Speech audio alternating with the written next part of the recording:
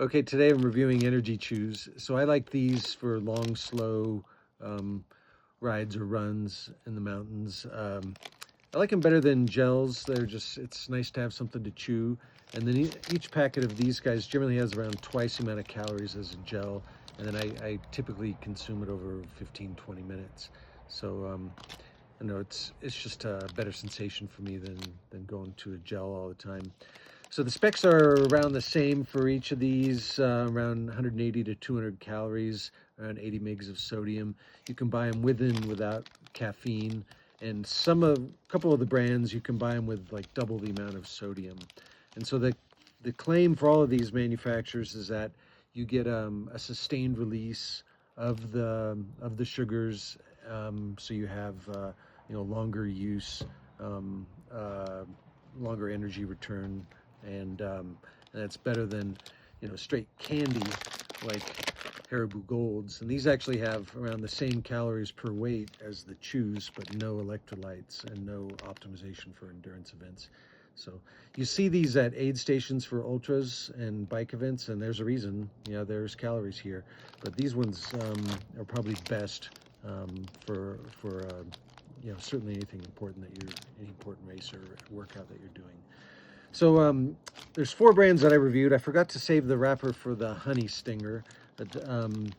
So the ratings that I would give them, my least favorite was the Goo chews, and they had kind of a waxy um, feel to them, like a Twizzler rather than my preferred Red Vines. So these only got a 2 OGs. The Clif, I quite like the shape and the size, but the packaging is kind of a pain. Sometimes you have to rip it open with your teeth if your fingers are cold or sweaty. So 3 OGs for the Clif. HoneyStinger has either a honey or a beeswax scent to it that I really like, and they have some good flavors. So 4 OGs for the HoneyStinger. And then a slight favorite of mine over the HoneyStinger, Skratch, and they have the kind of a sugary coating that gives it a little crunch. That's kind of fun. And they have a really good flavor. I think my favorite is raspberry pomegranate. So 4 OGs for the Skratch. And if you look at this review on the YouTube channel, I'll give individual blurbs on each of the chews. All right, I'm going to try out the first of the 4 energy chews I'm reviewing. These are from Goo, and I've been using these on and off for a while. But as you'll see, they're not my favorite. So this one is watermelon flavored, and which is I've always loved watermelon flavored candy items. But you can see they have a bit of a waxiness to them, and I don't know, it reminds me of Twizzlers, and I'm definitely Team Red Vine.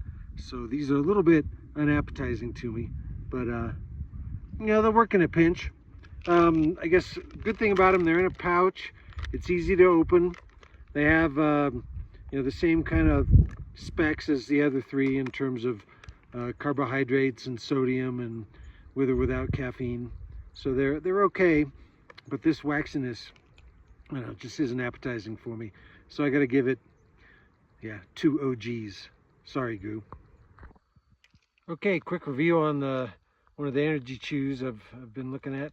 These are the Clif Blocks energy chews. I've been using these for a while. I like the shape and the consistency, the size of them. It's a good chew, good flavors, but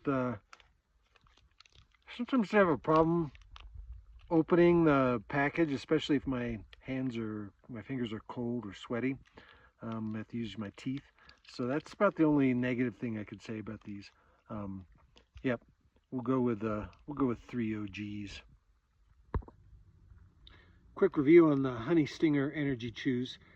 These ones have all the good specs, and easy to open pouch, and this flavor here, pomegranate passion fruit, is quite good. And one of the best things about these is the little bit of aroma of honey or beeswax. I always find it very pleasant, appetizing. So yeah, I like these ones. 4 OGs. Okay, the last of the energy chews I'm reviewing, these are from Skratch, And I think these are my favorite. They got a kind of a pleasant sugar coating that kind of crunches when you chew it. Anyway, that's nice. Like some of the others are in a pouch, easy to open, has all the right specs. Yeah, 4 OGs.